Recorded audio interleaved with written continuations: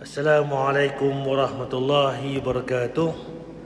Innal hamdalillah nahmaduhu wa nasta'inuhu wa nastaghfiruh wa na'udzu billahi min shururi anfusina wa min sayyiati a'malina. Man yahdihillahu fala mudhillalah wa man yudlil fala hadiyalah. Asyhadu an la ilaha illallah wahdahu la syarikalah wa asyhadu anna Muhammadan abduhu wa rasuluh. Amma ba'd. Yang saya hormati Tuan Imam Presiden Terkuasa Masjid Al-Ghufran Batu Dua, lama Kangah Perlis, tuan-tuan, puan-puan di Allah sekalian.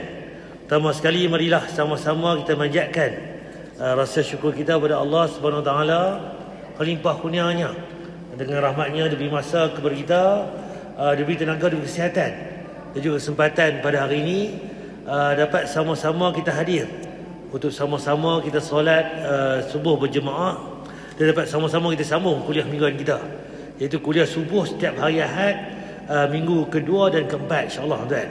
Dan pada minggu ni minggu yang kedua tuan. Jadi pada hari ini kita akan sambung, tajuk kita berkaitan dengan bab manhaj. Apakah larangan, apakah tegahan sekitar berkaitan dengan amalan kita ni, iaitu larangan mengikut adat jahiliah. Cerita ni Nabi larang kita ikut amalan jahiliah. Sebab apa? Kita terpedaya ataupun kita terikut-ikut yang mana agama, yang mana adat. Jadi itu kita nak tengok balik apa yang Nabi beritahu kepada kita. Kalau adat itu okey, selari dengan sunnah kita, apa yang Nabi bawa kita berikut. Kalau adat itu bertentangan, menyeleweng, bersimpangan, kita kena tinggal adat tu tuan.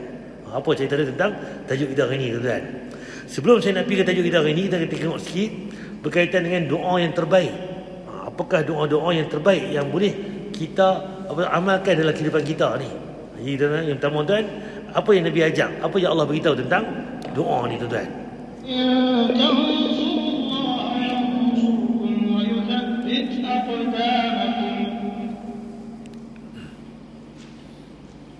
Dalam surat Al-Baqarah ayat yang ke-201, Allah Subhanahu Wa Taala mengabarkan tentang hamba-hambanya yang terpilih, hamba-hambanya yang istimewa, yang memiliki ekspektasi besar akan akhirat. Allah berfirman tentang mereka. Rupanya tuan-tuan, ada satu dalil tuan-tuan, Allah berfirman tentang orang-orang yang beriman ni. Apakah mereka yang terpilih ni, yang mana mereka ni di akhirat nanti ada dia punya keistimewaan yang luar biasa ataupun yang istimewa tuan. Kan pada akhirat nanti. Apa dia tuan? Wa minhum man yaqulu rabbana atina fid dunya hasanah wa fil akhirati hasanah wa qina adzaban nar. Rupa-rupanya tuan-tuan, doa yang kita baca harian ni yang rabbana atina fid dunya hasanah wa fil akhirati hasanah wa qina adzaban nar ni Allah sebut dalam Quran. Allah berfirman, wa minhum man yaqul rabbana atina fid dunya hasanah wa fil akhirati hasanah wa qina azabannar. Jadi rupanya Allah sendiri ajak doa ni tuan. Kita ni kan pakai baca je. Dah orang baca, tok imam baca, ustaz baca bidah. Betul lah baca. Tapi rupanya doa ni Allah ajak tuan. Bila kita tahu tuan, kita lebih khusyuk lagi, kita lebih berharap lagi. Apa maksud dia tuan? Dan di antara mereka ada yang berdoa kepada Allah Subhanahu Wa Taala, wahai Rabb kami, berikan kepada kami hasanah, kebaikan atau anugerah di dunia, demikian pula di akhirat. Rupanya yang kita minta tu Rabbana atina fid dunya hasanah wa fil akhirati hasanah tu ada dua benda, kebaikan dunia. Apa tu? Keistimewaan dunia, kan? Keuntungan dunia. Apa yang dunia ni tuan, kita nak kebaikan, keuntungan. Apa tu? Akhirat pun nak untung, nak bahagia tuan. Dua benda tuan. Dan lindungi kami dari azab neraka. Dan akhir sekali waqina azabannar, dan jauh api neraka. Ini doa tuan-tuan, ada tiga benda yang kita minta. Dunia selamat, akhirat selamat, jauh api neraka. Dunia untung, akhirat untung, jauh api neraka. Jadi itu yang kita minta tuan. Surah Al-Baqarah 201. Nanti tuan balik nanti buka kitab tafsir, tengok Al-Baqarah ni surah yang kedua ayat 201. Ini adalah doa yang paling banyak diucapkan oleh Rasulullah SAW, sebagaimana dikisahkan oleh Anas bin Malik dalam Sahih Bukhari. Rupanya dalam banyak doa-doa ni Allah sebut tuan-tuan, doa ni apa Nabi sebut, apa tu Anas bin Malik kata, aku dengar Nabi rajin baca doa ni. Rupanya tuan, kalau boleh pun kita ikut Nabi, melazimi baca doa ni ulang. Setiap kali doa kita selit doa ni tuan-tuan. Rasulullah banyak sekali berdoa dengan doa ini. Doa yang sangat ringkas namun menghimpun semua kebaikan baik di dunia maupun di akhirat. Jadi untung dunia tuan. Rabbana atina fid dunya hasanah. Kita minta apa? Sihat, minta untung. Kalau berniaga pun nak apa untung kan. Kita nak jadi kaya, nak jadi apa dermawan, nak panjang umur kan. Minta kebaikan-kebaikan dunia. Rabbana atina fid dunya hasanah. Hasanah di dunia semua kebaikan yang diharapkan oleh seorang hamba. Baik itu kesehatan, rumah, kendaraan, keluarga, kebaikan dan keberkahan umum, semua kebaikan yang ada di dunia yang diinginkan oleh hamba. Jadi apa dia tuan? Apa saja kita nak, hajat kita, nak berjaya, nak sihat, nak lapang, nak bahagia, nak panjang umur sebagainya. Jadi semua tu kebaikan-kebaikan dunia kita minta. Tercakup dalam doa yang mulia. Kemudian semua kebaikan di akhirat, baik itu kemudahan dalam hisab, lindungan Allah di bawah naungan arsy-Nya, ketika semua manusia tenggelam dalam keringatnya, berada di bawah terik panas matahari pada mahsyar kelak. Nampak? Akhirat pula kita nak bahagia juga. Selamat akhirat. Dihisap nanti, yang mana tu kita tengok balik manusia pelbagai cara. Yang mana ada yang peluhnya takat lutut, takat sendi, takat pinggang, takat lihat, takat hidung, bahkan lemah pada tuan-tuan. Bahkan tuan, yang mana matahari pula sejengkal dengan kepala. Itu akhirat tuan. Tapi kalau kita minta selamat akhirat, kita selamat semua tuan. Apa-apa yang di Allah bagi tu cepat, mudah tuan. Kemudahan dari Allah Subhanahu wa taala dalam hisab, kemudahan ketika menyeberangi sirat, dan hasanah yang terbesar adalah dimasukkan ke dalam surga Allah Subhanahu wa taala. Jadi kalau dunia kita minta selamat, akhirat selamat, apa dia tuan? Syurga tempat kita. Nampak? Doa ni walaupun nampak simple, biasa, tapi terkandung semua matlamat kita, keinginan kita, kebahagiaan kita. Dunia kita nak bahagia, akhirat pun bahagia. Dunia nak selamat, akhirat pun nak selamat. Dunia nak untung, akhirat pun nak untung. Karena siapa yang tercegah dari atau terhalangi dari pintu surga Allah Subhanahu wa taala, sungguh dia terhalangi dari semua kebaikan yang ada di akhirat kelak. Sebab tu dalam doa ni kita boleh selit.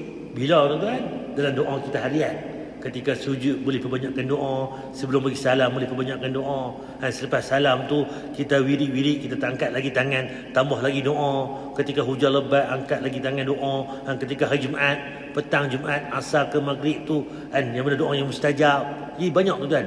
Bangkit malam buat tahajud, tempat yang mustajab, 1/3 malam terakhir. Jadi kan panjangkan doa, panjang doa. Jadi selit doa ni tuan. Di samping minta bendang bagi elok, harum manis bagi elok, berniaga bagi elok, macam-macam lah, bagi umur panjang sebenarnya. Selit doa ni tuan-tuan, dah merangkumi semua dah. Bahkan tuan-tuan baca doa ni saja pun dah cukup dah sebenarnya. Bahagia dunia, bahagia akhirat, jauh api neraka. Nak apa lagi tuan-tuan? Semua terkandung dalam doa ni tuan-tuan. Dalam kelanjutan doa yang waqina adzabannar, kata para ulama, mengandung makna agar kita dilindungi oleh Allah Subhanahu wa taala, agar sedikit pun kulit kita atau jasad kita tidak tersentuh oleh api neraka. Dan kita minta tadi waqina azabannar, kita minta jauh api neraka. Sebab apa? Akhirat nanti ada macam-macam cara tuan. Yang mana orang ni masuk syurga juga, tapi awalnya dicelup dulu, diazab dulu dalam neraka. Kita tak mahu lagu tu. Kita tak mahu sikit pun badan kita ni kena api neraka, terus ke syurga tuan. Karena akan ada di antara orang-orang mukmin yang membawa dosa-dosa besar, timbangan amal keburukan yang lebih berat daripada timbangan amal kebajikannya. Akan ada di antara mereka yang lebih dulu dimasukkan ke dalam neraka oleh Allah Subhanahu wa taala. Kemudian mereka dikeluarkan dari neraka tersebut dengan syafaat Rasulullah SAW, atau dengan kasih sayang Allah, dengan rahmat Allah. Dan waqina adzabannar mengandung makna agar sedikit pun kita tidak dimasukkan ke dalam neraka. Kita nak tuan-tuan kita masuk ke syurga tu. Kata tuan pergi Kuala Lumpur, pergi KL pun, pergi Johor pun, apa highway dulu ni kena bayar pakai duit. Ada pilihan pakai kad. Dah duit tak dah pakai kad. Kad tu punch dah. Bayar lalu touch and go pergi. Lah ni tuan mudah lagi pakai smart tag. Lah lagi mudah tuan-tuan tak pakai kad apa, pakai stiker RFID, buh dekat cermin kita, buh kat lampu depan tu, lalu saja jalan 1 minit, 1 saat 2 saat jalan. Itu dunia tuan. Kita tak mau jam, tak mau beratok panjang. Sebab apa? Rugi masa kalut ni, nak pi tak mau buang masa. Akhirat tuan-tuan, syurga nanti macam-macam cara. Ada yang pergi ke syurga tanpa dihisap sikit pun, terus ke syurga. Ada yang dihisap pun tuan, ke syurga juga. Ada yang mana macam-macam lah, pergi ke lalu-lalu lain. Jadi kita nak tuan, kita masuk ke syurga terus tuan. Artinya kita langsung masuk ke dalam surga Allah Subhanahu wa taala. Sekaligus doa yang mulia ini juga mengajarkan kepada kita bahwasanya meminta kebaikan di dunia bukanlah perkara yang tercela. Mintalah kebaikan dunia, umur panjang, sihat tubuh badan, anak perisa nak lului, kita buat benda bagi elok, berniaga bagi lancar. Jadi macam-macam lah. Semua bahagia. Dunia bahagia, akhirat pun bahagia tuan. Dan yang penting tuan, jauh api neraka. Itu yang kita minta, jauh daripada Allah tuan. Boleh bagi seseorang untuk meminta kebaikan di dunia, tapi jangan sampai dia melupakan kebaikan di akhirat kelak, karena itu adalah yang paling utama. Setengah orang kita ni minta bahagia dunia, bahagia. Alhamdulillah bagi bahagia. Tapi terlupa doa, akhirat pun bahagia. Mungkin untung dunia, akhirat kita tak tahu lagi untung rugi. Kita naklah tuan, dunia kita untung, akhirat lagi untung. Sebab dunia ni sad tuan. 20, 30 tahun, 60 tahun, 70 tahun, bahkan paling lama pun 100 dah kata. Lebih 100 pun tak banyak mana dah. Jadi umur aku 60-70. Itu yang kita duduk kat dunia ni. Tapi duduk kat dunia 60-70 ni, tu dia buat benda macam duduk 100 tahun. Dah duduk macam selama-lamanya. Berniaga tu macam tak mati dah. Dia pulun. Ke apa tu hasil bumi ni. Dia lupa kata itu sementara saja. Sedangkan akhirat itu selama-lamanya, abadan-abada dan duduk sana tuan.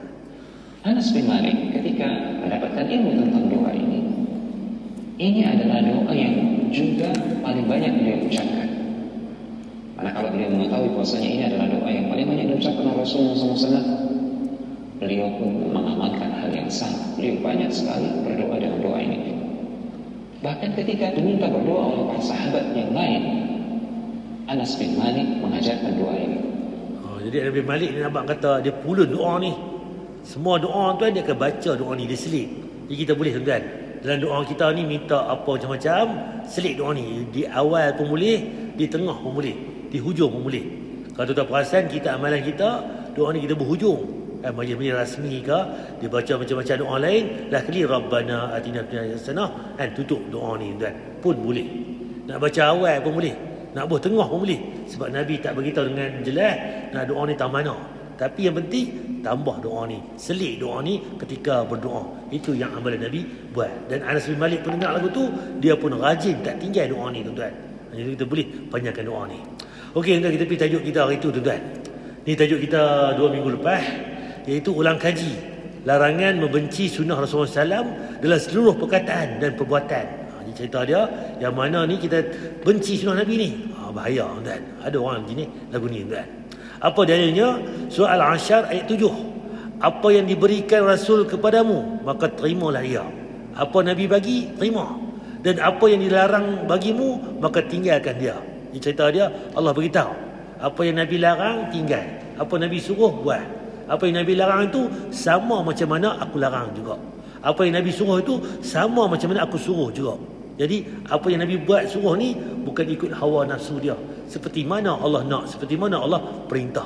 Jadi sebab tu Al-Quran ni dengan hadis dia seiring, dia sama, dia berikut. Dia tak ada kata Allah habaq lagu lain, Nabi habaq lagu lain. Nabi larang lagu ni, Allah suruh buat pula. Tak jadi lagu tu. Dia mesti Allah larang, Nabi larang. Allah suruh, Nabi suruh. Itu yang dia dikatakan dua-dua tu mesti seiring. Okey, I love the sunnah. Saya cinta sunnah ni. Berapa ramai orang kita ni sayang Nabi, cinta Nabi. Tapi bila cek-cek balik, mulut kata cinta, tapi perbuatan tu tak seperti mana yang sepatutnya dia buat. Mungkin mulut tu kata salawat pada Nabi, tapi tak ikut sunnah Nabi dalam kehidupan yang lain. Mungkin zikir saja Nabi, tapi amalan hidupnya bertentangan dengan sunnah Nabi. Jadi kita tengok tuan, seiring apa Allah suruh, Nabi suruh, kita buat tuan. Contoh saya sebut minggu lepas tuan, hidup kita bangkit tidur sampai tidur pula, semua sunnah Nabi. Bangkit tidur, usap muka ni Nabi ajar, bila bangkit tidur tengih muka ni, lak-lak muka sebagainya, tu sunnah Nabi. Lepas tu baca pula doa apa, kalau tuan mampu lagi 10 ayat terakhir Ali Imran boleh baca. Kemudian baca doa pula, alhamdulillahillazi ahyana ba'dama amatana wa nusyur. Kemudian kita pergi berus gigi pula. Kemudian kita berzikir lagi, basuh tangan, ambil wuduk sebagainya, semayang ke, bangkit tahajud ke, solat berjemaah sebagainya. Contoh, ni baru subuh. Tak kira lagi pergi pula solat duha, nanti pergi bekerja cari rezeki yang halal, jumpa orang bagi salam, tolong orang pula, orang yang susah, ada benda halangan kat jalan, kita kalih sebagainya, sampai petang malam tidur balik. Semua tu sunnah Nabi, tuan. Jadi kita rutinkan sunnah Nabi, tuan. Kalau kita ikut sunnah Nabi, tuan, tak terbuat sebenarnya semua benda, tuan. Sebab apa? Setiap saat itu ada tempat musabab dia. Kita boleh buat sunnah Nabi ni. Okey, katakanlah jika kamu benar-benar mencintai Allah, ikuti aku.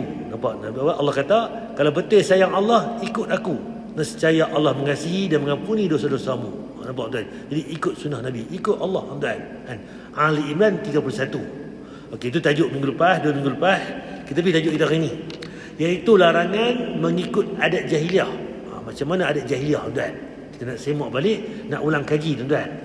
Itu yang pertama, surah At-Taubah ayat 69. Keadaan kamu, hai orang yang munafik dan musyrikin, adalah seperti keadaan orang-orang sebelum kamu. Orang musyrikin, orang yang mana munafik ni, seperti macam orang sebelum mereka ni. Mereka lebih kuat daripada kamu dan lebih banyak harta dan anak-anak daripada kamu. Nak beritahu tuan-tuan, kan, kalau kata kita ni kaya, kita hebat, orang sebelum kita kaya lebih hebat lagi.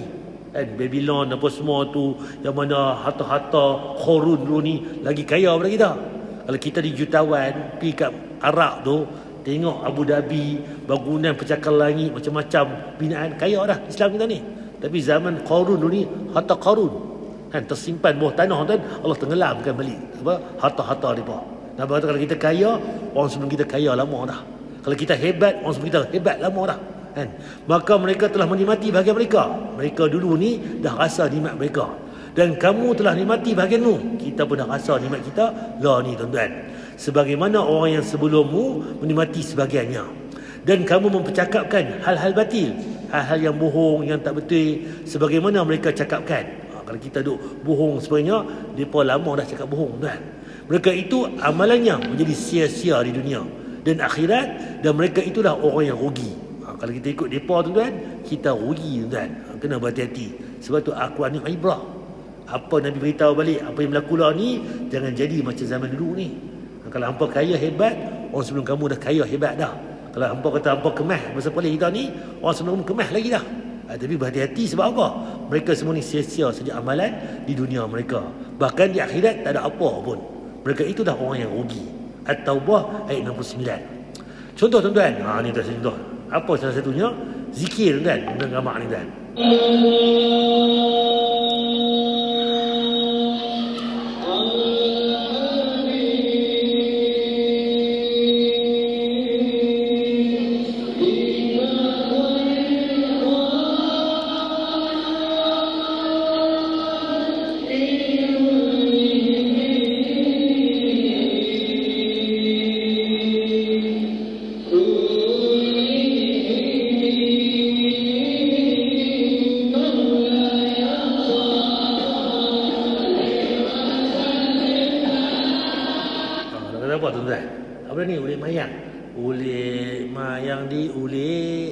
Kalau kita buat pelik, canggung ala canggung makcik, canggung makcik, canggung Allahumma salli ala Muhammad wa ala ali Muhammad wa ala ali Ibrahim, boleh, tuan? Takkan tak boleh kot.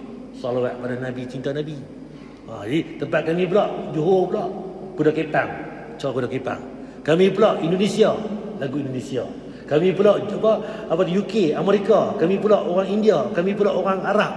Masing-masing buat cara masing-masing. Habis, tuan. Kalau hiburan tu tak apa, tuan. Kalau tak apa. Kalau tu buat hiburan tu, itu hak, tuan. Hiburan nama pun lara dah. Tapi ibadah tak boleh campur dengan lara ni.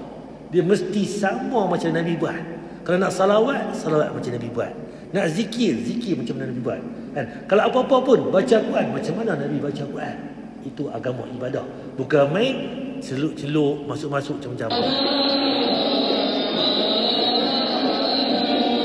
Contoh, tuan. Jadi tuan, agama kita semua standard. Kalau kita tak jaga benda ni tuan-tuan, dia akan jadi tambah tolak tuan-tuan. Main tempat ni lagu ni, tempat ni lagu ni, bukan lagu tu. Agama mesti balik petunjuk Nabi sendiri. Itu kena berhati-hati. Kalau kita biar tuan-tuan, hari ni kita semayang, apa dia pun semayang lagu ni? Ni otadok ni, zaman dulu-dulu boleh semayang lagu ni. Dah ni ubat online dah ni. Mengaji pun mengaji online. Dah ni subuh, bangkit tidur, ambil wuduk, buka TV, semayang belakang TV. Takkan tak boleh semayang juga. Ikhlas ni yang mana buat tahu. Allah terima solat tak solat ni, Allah saja yang tahu. Nampak tuan? Dia akan jadi macam-macam tuan. Sebab tu agama ni ya apa yang Allah suruh, tapi mesti ikut contoh Nabi. Sebab kita umat Nabi Muhammad, kena ikut umat Nabi Muhammad. Tak boleh pergi celuk ikut Nabi Musa sikit, ikut Nabi Ibrahim sikit, ikut Nabi macam-macam lah, Nabi Sulaiman sikit. Tak ada. Dia mesti ikut Nabi Muhammad. Sebab apa? Kita umat Nabi Muhammad, syariat Nabi Muhammad. Nabi itu kan clear balik. Di benda-benda tuan kena berhati-hati. Okay, yang kedua, diriwayatkan daripada Abu Sa'id Al-Khudri radhiyallahu anhu, Nabi SAW bersabda, kalian akan mengikuti adat tradisi umat sebelum kalian. Kita akan ikut orang sebelum kita ni sejengkal-sejengkal, sehasta-sehasta. Mula ambil sejengkal-sejengkal, betul pelajaran panjang lah, sehasta-sehasta, sehingga kan sekiranya mereka masuk ke dalam lubang biawak, nescaya kalian akan mengikuti juga. Macam kita lah, mula ambil sikit-sikit, dah kali banyak sikit, dah kali kita pun macam mereka kan. Ni apa? Nabi dah beritahu dah, nescaya kalian akan mengikutinya juga. Para sahabat bertanya, wahai Rasulullah, apakah yang dimaksudkan itu orang Yahudi dan Nasrani? Ya Rasulullah, kau kata siapa ni? Mereka ni orang Yahudi ke Nasrani? Rasulullah SAW menjawab, kalau bukan mereka siapa lagi? Kita lah, sikit-sikit, ambil sikit dulu. Lah kali habis rojak kita ambil. Agama lain masuk dalam agama kita. Kena berhati-hati. Sebab agama kita ni, agama yang mana ada syariat dia, ada dia punya landasan dia, dia ada tata cara dia tuan-tuan. Hadis Bukhari Muslim. Kalau kita ambil rojak tuan-tuan, kita tiru macam mereka tuan-tuan. Contoh tuan-tuan, ahli kuburan.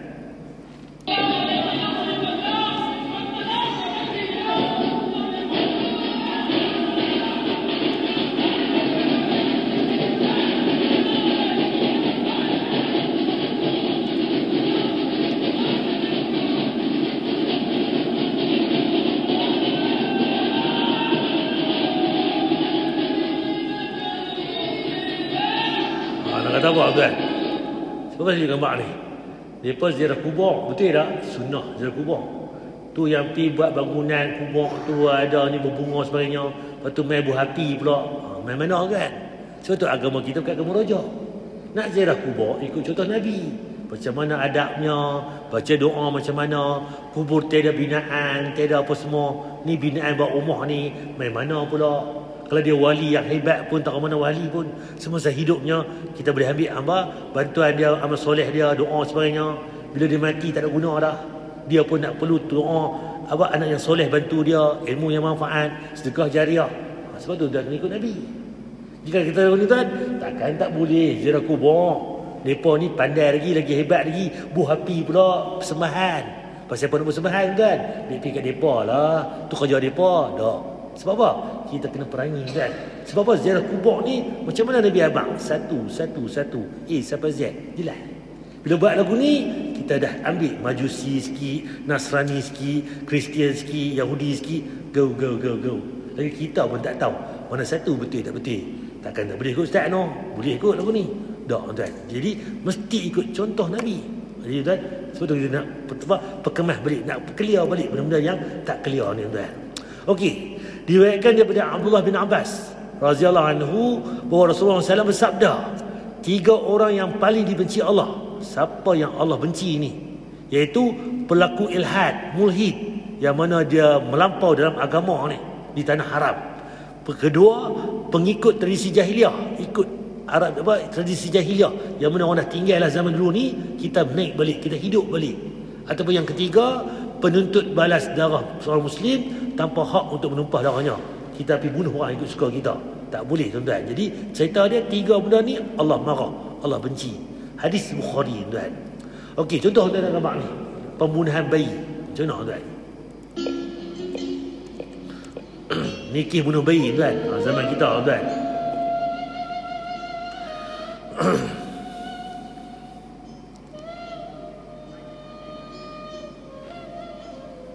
Nampak tuan gambar tuan. Apa dia ni? Budak-budak yang mana laki perempuan buat hubungan terlarang sebenarnya, lempak budak, baling. Tok dalam longkang, tok dalam buku sampah, tok dalam hutan. Tuan perasan ni? Tuan-tuan. Okey, saya nak buat tuan. Kalau tuan-tuan kata, okey, zaman kita, kalau tuan tengok zaman Nabi Musa dulu ni, Fir'aun, sejahat-jahat Fir'aun, dia bunuh siapa tuan? Dia bunuh budak lelaki. Sebab apa? Budak lelaki nanti zaman tu akan jadi Nabi Musa. Dia bunuh semua budak lelaki. Nampak tuan? Bila main orang Arab pula, kalau dia dapat anak perempuan, dia akan bunuh juga. Sebab apa? Anak perempuan ni sial bagi mereka. Orang Arab jahiliah dulu ni. Tapi tu dua zaman. Zaman kita tuan-tuan, beranak-beranak, dapat anak luar nikah, laki ke perempuan, kita bunuh juga dah. Siapa lebih jahiliah lagi tuan? Kita lebih teruk lagi. Nampak tuan? Laki pun kita buang, perempuan pun kita buang. Laki pun kita bunuh, perempuan kita bunuh. Sejahat-jahat Fir'aun, dia bunuh laki saja. Sejahat-jahat jahiliah orang Arab ni, perempuan saja. Kita orang Melayu, kita di Malaysia ni tuan, laki perempuan kita bunuh. Tengok boleh tuan. Kita lebih teruk lagi pada Arab jahiliah, lebih teruk lagi pada Fir'aun tuan. Bayangkan. Nampak tuan? Sebab tuan-tuan kena tengok balik tuan. Semua benda-benda ni tuan. Sebab tuan-tuan kena balik pada agama. Apa Allah suruh, apa Nabi suruh, apa Allah larang, apa Nabi larang. Okey. Diriwayatkan daripada Hud radhiyallahu anhu berkata, aku mendengar Rasulullah SAW bersabda, jangan sampai masa masuk setitik pun keraguan dalam hatimu. Keraguan jangan ada langsung dalam diri kita tuan, tentang kehalalan makanan yang telah dihalalkan Allah, seperti halnya keraguan yang menjangkiti orang Nasrani. Allah kata halal, makanlah halal. Allah kata haram, haram. Tidak. Bila Allah kata halal, halal ke ada ni? Ni cop halal tak ada pun. Kacau tuan. Lagu tu buah pisang kita makan hari ni pun tak boleh makan lah. Jakim tak cop pun buah pisang tu halal. Kita tengok. Pada patut tengok. Jadi benda apa yang patut tengok? Allah kata halal, makanlah. Yang mana haram, haram. Yang kita jadi orang Nasrani dan Nasara, yang mana kita ada keraguan dalam tu tuan. Jadi jangan tiru adat-adat jahiliah yang sebelum ni. Okey, contoh tuan. Tamasya mandi safar. Apa dia tuan-tuan? Tamasya mandi safar merupakan satu perayaan orang Melayu, khususnya orang Melaka, orang Negeri Sembilan, orang Sabah, orang Sarawak, yang mana diwarisi zaman-zaman berzaman lama dah. Di Kelantan dan Terengganu, perayaan ini dikenali sebagai Pesta Puja Pantai. Tamasya ini diadakan setiap tahun apabila tiba bulan Safar. Zaman kita dalam kita dah zaman dulu ni, iaitu bulan kedua di dalam kalender Islam. Mandi Safar adalah tamasya mandi manda yang diadakan pada hari Rabu yang terakhir dalam bulan Safar, yang tujuannya untuk tolak bala. Nampak tuan, tolak bala. Pada pagi itu tersebut, orang ramai akan mandi di pantai dan sekurang-kurangnya minum air yang telah direndam kertas safar dan atau papan kecil yang bertulis dengan kalimah suci. Air ini dikenali sebagai air safar. Nampak tuan?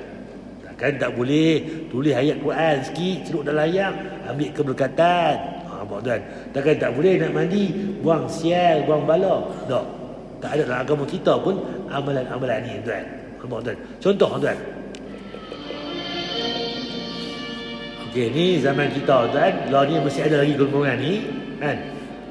Ni tuan-tuan, ni piknik, tepi pantai sebagainya, kan? Sepat sikit. Duduk secara ramai-ramai ni, buat ritual, bacaan tertentu, surah tertentu sebagainya. Kalau ikut tu okey lah kot. Tapi tak tuan, kalau benda tu ada, kita buat. Kalau tak ada, tak ada. Okey, ni tak apalah. Ni mungkin orang zaman kita lah ni. Yang ni, ni bagi orang moden lah. Dia mandi aku ni. Dia mandi tepi pantai sebagainya ni. Tapi lah macam orang moden. Kalau tepi kat luar negara tuan, contoh di Indonesia, masih ada lagi amalan ni tuan. Ni satu kampung tuan, apa dia buat? Dia buat perayaan tadi, mandi safar lah. Buang sial tadi, buang bala tadi. Tuan, satu kampung keluar ramai-ramai, apa jadi tuan? Tuan gambar ni. Tu dia pakai baju Melayu, pakai tengkolok apa semua, tapi berputih tengkolok tu. Baju Melayu bersamping tuan. Ni tuan. Tuan saya bercepat ni. Apa dia buat tu tuan? Dia buat satu binaan. Binaan tu tak tahulah buat berapa, kan? Dia buah bunga telur tuan. Keliling-keliling tu buah bunga telur. Nampak tuan? Ni orang Melayu kita lah. Nampak tuan? Tapi orang Indonesia lah. Nampak tuan? Budaya dia apa? Dia lepaskan binaan ni di tepi laut tuan. Nampak tuan? Ada bacaan tertentu, ritual tertentu sebagainya. Sebab apa? Jadi pesta balik seronok lepas habis tu. Nampak tuan? So tu benda-benda ni kena clear. Sebab apa buat lagu tu? Apa nak baca? Tujuan apa pula? Jadi benda tu tak clear tuan. Dia ada syirik pada Allah. Mungkin puja pantai ni dia main dengan kalau bahasa kita mambang-mambang pantai sebagainya. Jadi semua tu tak clear. Di Perlis pun tuan dulu ni ada tuan. Tak silap saya tahun 70-an, 60-an, 40-an, 50-an. Mereka siap sembelih lembu kebau tuan. Tepi apa tu belah Kuala Tengah ke belah Perlis tu. Sebab apa? Puja pantai. Dulu ni Perlis dia berkata dulu ni ikan terobok banyak tuan. Zaman dulu ni. Lah terobok nak cari seekor bayar lah. Mahal pula tuan. Bayangkan tuan. Sebab tu tuan kalau tengok balik semua benda ni mesti contoh Nabi ibadah. Kalau nak suka-suka, pilihlah suka. Tu cerita lain. Tapi jangan kait dengan agama. Nak kena baca apa-apa, nak kena apa sebagainya, buat apa-apa, itu jadi main benda yang baru dalam agama. Kena berhati-hati.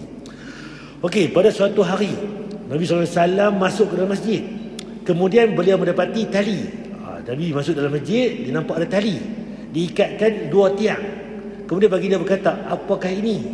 Orang menjawab, tali ini milik Zainab, anak dia sendiri. Bila dia solat, dia berdiri sambil pegang letih, dia pegang tali tu. Masjid tuan-tuan ni tak ada lah tiang-tiang. Kalau ada tiang tuan, tiang belakang orang perempuan tu, dia buh tali antara 2 tiang tu. Jadi dia pegang tali tu untuk ibadah. Apa Nabi kata? Nabi SAW bersabda, janganlah ia lakukan sedemikian. Hendaklah sesuatu itu kalian tekun dalam ibadah. Solatnya, apabila dia letih, dia solat duduk. Kalau tuan-tuan tak boleh berdiri, duduk. Tak boleh duduk, boleh berbaring sembahyang. Tapi tak, dia hulu dalam agama, dia pegang tali tadi, pegang nak bergayut. Sebab apa? Nak bangkit sembahyang, tak larat, letih. Bukan lagu tu cara dia. Buat sekadar benda yang kita mampu. Yang wajib mesti berdiri. Solat sunat duduk pun boleh, bahkan berbaring pun boleh. Tapi kita belajar dari itu ni, pahala orang duduk separuh pahala berdiri. Kurang tanpa pahala tuan. Okey, contoh ni tuan. Lompat, saya kata lompat tuan. Macam mana tuan? Okey, kita gambar ni tuan, video ni. Apa dia tuan? Ni dalam masjid tuan. Duduk dalam masjid, lompat Umar-Umar. Jom tuan-tuan, kita duduk dalam masjid, lompat Umar-Umar. Takkan tak boleh kot. Sambil berzikir, sambil senaman. Peluh dapat, sihat pun sihat. Nampak tuan? Ibadah kita bukan main tiru-tiru tuan. Ibadah kita tak ada main tiru-tiru orang. Tuan-tuan ni. Ni tuan di luar negara tuan, dia ibadah mereka dalam masjid ni. Lompat Umar-Umar. Sebab apa? Berzikir sebagainya. Kalau kita lompat tuan-tuan, orang Yahudi lama dah melompat tuan. Nampak ni. Kita orang Yahudi siapa dulu? Yahudi dulu. Sebab Yahudi Nabi Bani Israel, kaum Bani Musa. Tapi kita pula tiru mereka. Nampak? Ibadah mereka lompat amal-amal tuan. Dah lama dah orang Yahudi duduk lompat. Tapi macam kita takkan tak boleh ikut ustaz. Daripada duduk sahaja ni zikir. Tak boleh tuan. Ibadah tak boleh kita campur aduk dengan agama kita. Dia mesti teli, mesti ikutan. Tak boleh main suka-suka celuk tambah. Dia mesti pure punya. Nabi buat lagu tu lah kita buat lah ni. Kita nak anak kita nanti pun buat sebiji macam kita. Tak tambah sikit, tak kurang sikit pun. Tuan-tuan nak tengok balik. Sebab ibadah kita ni mesti contoh Nabi. Itu yang kita nak tengok balik. Cinta Allah, betul ikhlas kerana Allah. Tapi mesti ikut contoh Nabi. Baru ibadah itu clear. Kalau sekadar cinta Allah saja, ikhlas kerana Allah, ayah pin lama dah. Dia buat kerajaan langit tuan, dia cinta Allah. Tu Tuhan Harun, dah lama dah tuan. Abari, Al-Arkam, dah lama dah. Nampak tuan? Benda ni tak clear tuan, nampak tuan? Dia tu pak. Dia sampai habis kan nampak tu. Ni mereka punya ibadah mereka sebagainya. Jadi kalau kita buat lah ni, mereka dah lama dah buat tuan. Okey, kita pergi tu tuan. Ketika Nabi SAW berkhutbah, tiba-tiba terdapat seorang laki-laki yang berdiri di bawah terik matahari. Nabi khutbah tuan, kemudian Nabi tengok ada laki-laki ni duduk bawah tengah matahari. Kemudian beliau bertanya mengenainya. Mereka menjawab, orang ini adalah Abu Israel. Ia bernazar untuk berdiri dan tak duduk. Dia bernazar tak mau duduk, nak berdiri. Serta tidak bernaum, tak mau duduk bawah tempat teduh, nak duduk tempat panas. Tempat panas mambang tu. Tidak berbicara, tak mau sembang orang. Dan berpuasa, dia berpuasa. Nampak kan tengok? Wih, bagus dia ni. Duduk tengah panas, berdiri tak mau duduk, tak mau duduk tempat teduh, tak mau cakap, nak puasa. Oh, bagus. Bagus dia ni sebab apa? Dia lebih kemas, lebih rajin, lebih hardcore ni. Kalau bahasa kita lah. Boleh berkata apa? Perintahkanlah dia agar berbicara. Suruh dia berbicara, sembang. Suruh dia bernaung, duduk tempat teduh. Duduk, bukan berdiri. Dan menyempurnakan puasanya. Kalau betul dia bernazar lah. Nak puasa lah. Hak masing-masing. Tapi janganlah duduk berdiri, tak mau duduk. Jangan tak mau sembang dengan orang. Jangan duduk tengah panas pula. Nampak Nabi abang? Mudah aja. Nak puasa betul tak nazar? Betul. Yang fikir jangan duduk tengah panas pula. Dia duk rasa macam agama lain. Cucuk badan, kan, bagi sakit, bagi cedera, lagi kuat, lagi beriman, lagi teruk kita kat dunia, lebih banyak pahala. Bukan lagu tu, kan. Agama kita bukan macam agama lain. Main ikut-ikut, main rojok-rojok. Dia mesti ikut contoh Nabi. Hadis Abu Daud. Okey, perbandingan amalan ibadah Syiah dan Sufi. Syiah ni tuan-tuan, dia ada kaitan dengan Sufi. Sufi ni kaitan dengan Syiah. Dua benda ni dia ada kaitan, tuan-tuan. Apa cerita dia, tuan-tuan? Perbandingan antara ibadah Syiah dan Sufi. Dia ada lebih seiring. Ni Syiah, tuan.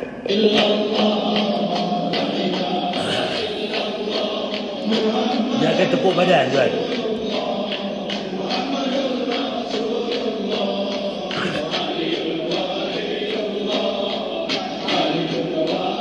Waliyun wali Allah. La ilaha illallah tadi betul. Asyhadu illallah tadi disebut apa tu? Ali waliullah. Nampak? Dia pukul Ali. Ni ibadah orang Syiah. Dia akan pukul badan. Sebab pukul badan, sebab apa tu cucu Nabi mati, kena bunuh. Kita bertumpang sedih, nak pukul badan, nak rasa kesakitan. Macam mana cucu Nabi kena bunuh? Nampak tuan? Sebab tu dia pukul badan. Dan hari 10 Muharram, hari Ashura, dia pukul pakai benda pula tajam. Sebab apa? Lagi banyak darah keluar, lagi bagus sebenarnya. Itu Syiah. Kita bukan lagu tu. Kita bukan Hindu. Hindu ni tak apalah, cucuk-cucuk sini, kan? Bawa kawadi banyak. Kadang-kadang Hindu pula takut dengan kita. Kita pergi balun belakang ni dengan cotor, dengan benda besi sebagainya. Ni Syiah, tuan. Jangan dia pukul atas. Syiah ni Syiah. Secepat, tuan. Ni hakul lagi, tuan. Indonesia, tuan. Syiah ni banyak, tuan. Satu dunia ada corongan Syiah ni. Bahkan polis kita pun ada, tuan, sebenarnya. Tapi mereka bergerak underground. Tak jelas, tuan. Okey, ni Syiah. Siapa, tuan? Ni di luar negara. Di Iran sebagainya. Okey, Sufi pula. Sufi ni kebanyakannya sesat, tuan. Okey, Syiah tadi dia pukul kat atas. Dia pukul. Tapi Sufi dia tarik bawah. Dia tak pukul, dia tarik bawah naik atas, bawah naik atas. Dia ada benda lebih kurang, modus operandi dia lebih kurang sama. Tapi cuma dia boleh tak pukul badan dia, tuan. Siapa tu siapa, tuan? Tuan. Sebab tu kita nak jauhkan mungkin tarikat Nasyabandiyah yang sesat ni, nampak ni. Ni tok guru dia. Ni bagi Nasyabandiyah yang sesat tu. Nampak, tuan. Di luar negara, tuan, inilah ibadah mereka, tuan.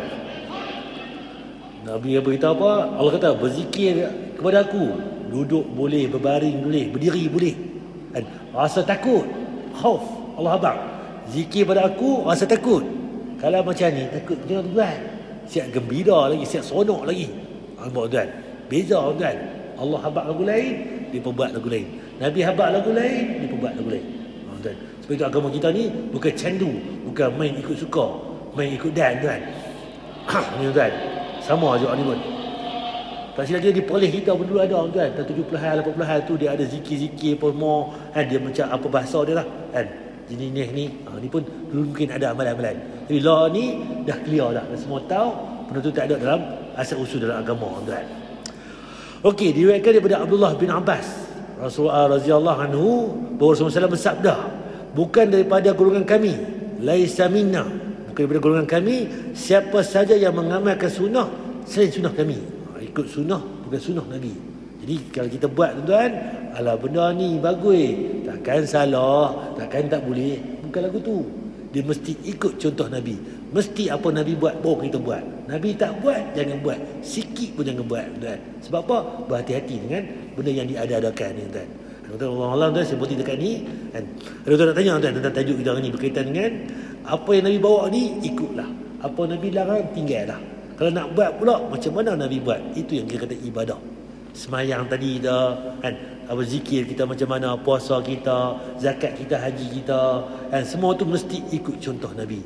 Tak boleh kita lajak lebih laju pada Nabi, tak boleh kita bermalas-malasan kurang pada Nabi. Buat seperti mana yang Nabi buat, tuan. Dan wallahu a'lam. Tuan nak tanya tuan tajuk ini. Faham cerita dia? Nampak tuan? Kena berhati-hati sebab kita dah ni ambil Islam tu rojak. Sekaligus semua masuk. Dan kita dulu ni mungkinlah zaman dulu ni Melaka dulu ni perdagangan Arab, Hindia mai campur aduk. Syiah lah macam-macam mai kat Melaka dulu ni. Campur ni.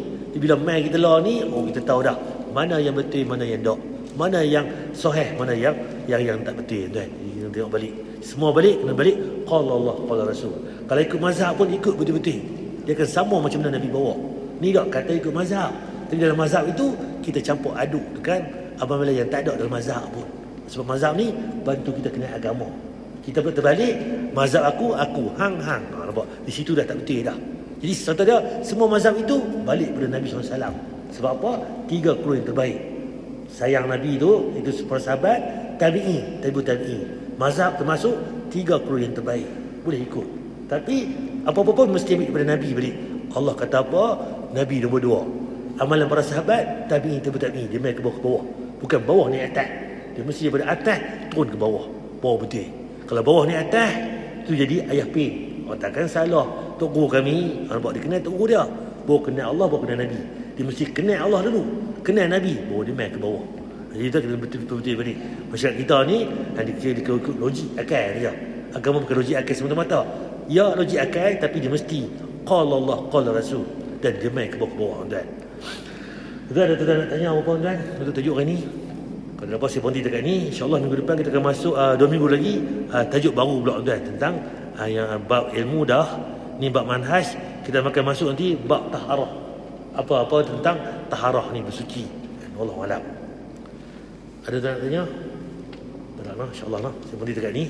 Subhanakallahumma bihamdika asyhadu an la ilaha illa anta astaghfiruka wa atubu ilaik. Assalamualaikum warahmatullahi wabarakatuh.